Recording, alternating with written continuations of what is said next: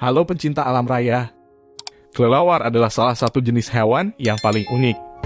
Itu karena sebagai mamali alias hewan menyusui, mereka adalah satu-satunya yang bersayap dan bisa terbang.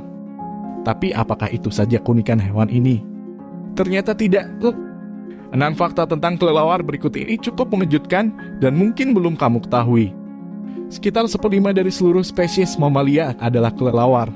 Dilansir dari laman Science Daily, jumlah spesies mamalia yang telah diidentifikasi hingga tahun 2018 adalah sekitar 6.400 spesies. Sedangkan laman Britannica menyebut bahwa ada lebih dari 1.200 spesies kelelawar yang telah dikenal. Itu berarti sekitar 1/5 dari seluruh spesies mamalia adalah kelelawar.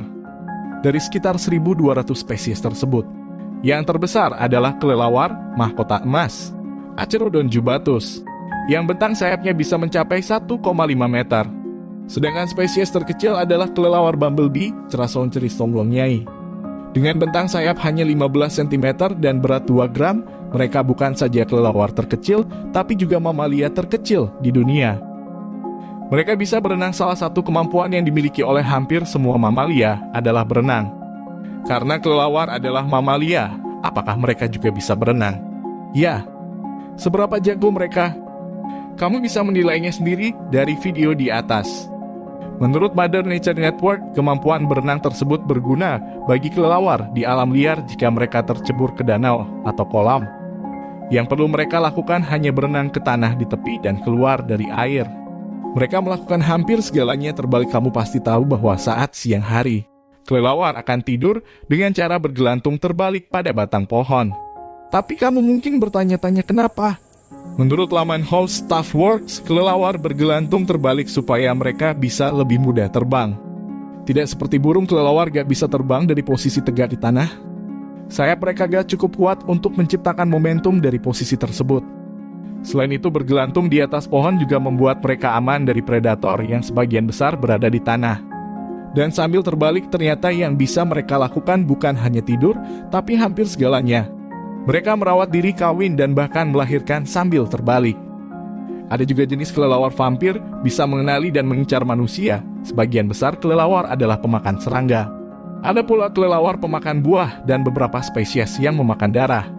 Tepatnya 3 spesies, yaitu kelelawar vampir, Desmodus rotundus, kelelawar vampir berambut kaki, Diphyla caudata, dan kelelawar vampir bersayap putih, Diamus youngi, yang semuanya hidup di benua Amerika. Dilansir dari National Geographic, ketiga spesies itu adalah hanya makan darah, gak makan makanan lain. Tapi gak seperti yang mungkin dikira banyak orang, mereka gak mengisap darah. Kelelawar vampir akan menggigit mangsanya, biasanya sapi atau kuda, lalu menjelati darahnya. Apakah kelelawar vampir juga makan darah manusia? Biasanya tidak, karena mereka lebih suka darah hewan besar.